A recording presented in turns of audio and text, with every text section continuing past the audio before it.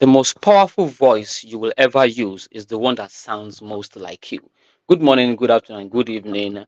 Depending on when and where you're watching from, you're welcome to Professionals Daily Devotion with Olasukomi Okoifa.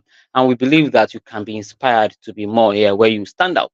So we continue our series on build your brand, your voice, your value, and your visibility. And today we are looking at discovering your voice. So let's quickly get into it quickly. Your voice is not your accent, it's not your tone, it's not your pitch.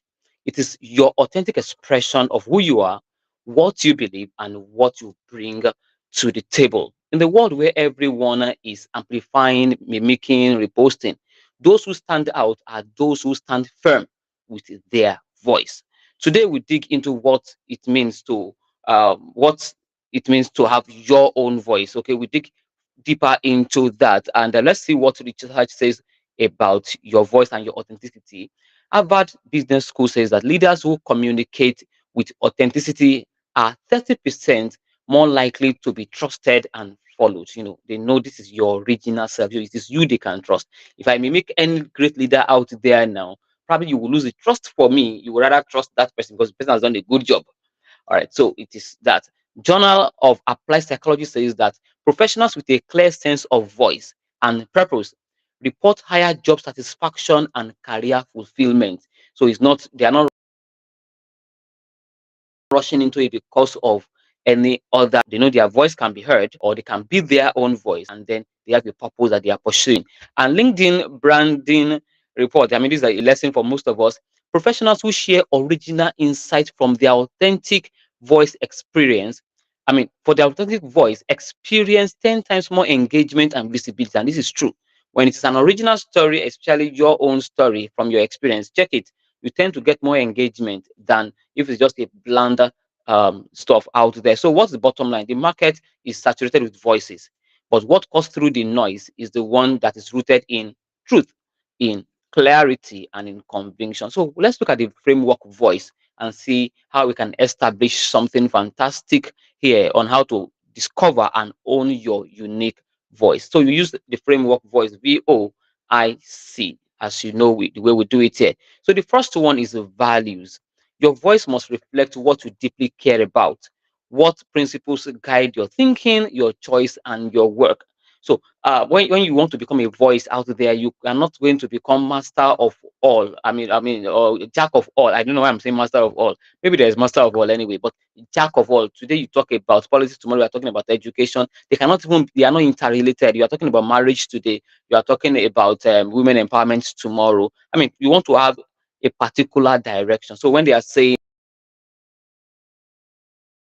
know what is your value, they know what is driving you, your growth, your creativity, and so that becomes your value there. It's not, I mean, even if you are talking about financial intelligence, money, and the rest, we know that your value is money. If you're talking about equality of equity or equality between of gender or something like that, we know that is what you stand for, your value. We are not saying one is good or bad, but you have value. Okay, can someone read your post, hear your speech, and watch your work and guess what you stand for? We know what you stand for. Nobody's saying it is good or it is bad. So your values are your volume. They amplify your influence. All there is originality. Your story, your experience, your viewpoint are uniquely yours. Stand by it. Don't be apologetic about it. Of course, you are the totality of your experience, your background is who you are. So stand by it and then keep on growing. Okay, well, of course, we are not going into what is good or what is bad today. You should know. Stop playing small by sounding like everyone else around you. Okay, you want to write like Chimamanda today. You want to speak like Wole Soyinka tomorrow. You want to stand like just name it. Okay, are you regurgitating others' perspective or speaking from your lived experience? I mean, your lived truth. What stories and experience have shaped your own current lens? I mean, you have your perspective now. So can you start talking about it? People actually want to listen to that your perspective. You don't need to be viral. Okay, I mean, don't chase the cloud. Okay, just be original. When you're original, being viral will surely come. Okay, you will go viral. I there, your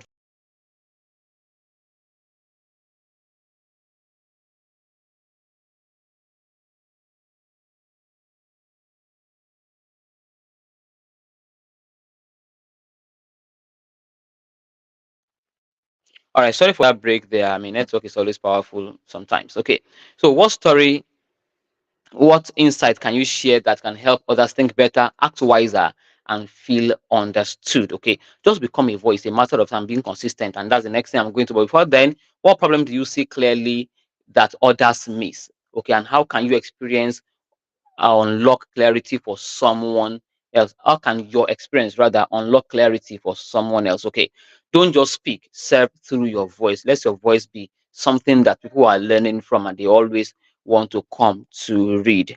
The final, okay, not the final one, C is consistency. Your voice must not be heard, it must be remembered.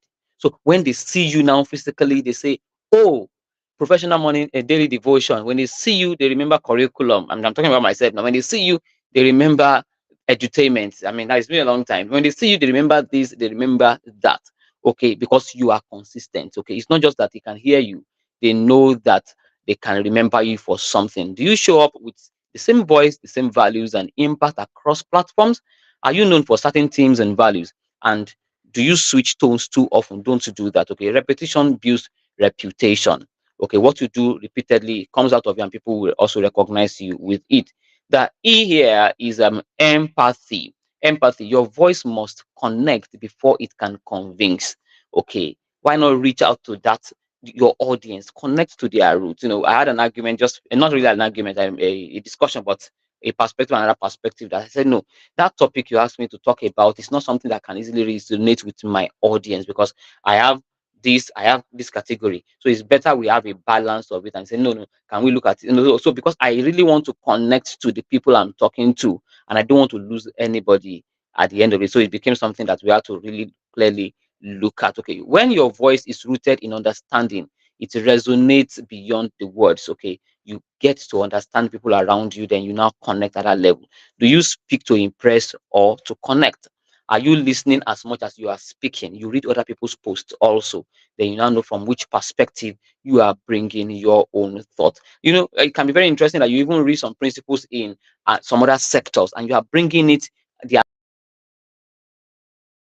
alignment of that into your own sector. I love to hang around this especially, and when they talk, I want to bring that same perspective into education. People don't follow volume, they follow voices that understand them.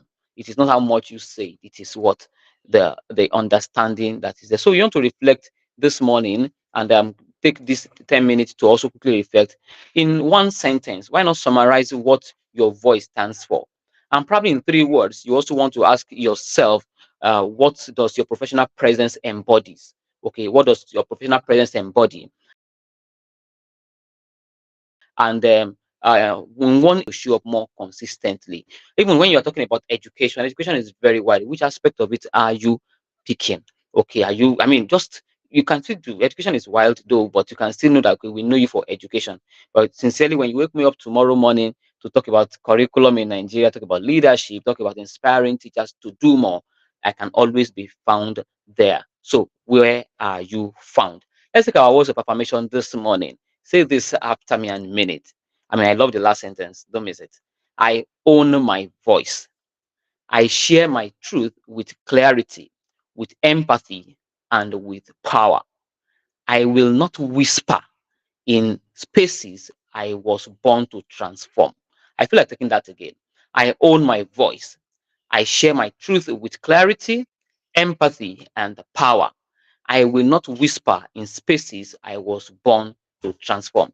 Tomorrow, we are going to be looking at delivering values, what you are really known for. So don't miss tomorrow, and kindly share this if you feel inspired and blessed and you think a professional will need to learn how to uncover his or our own voice.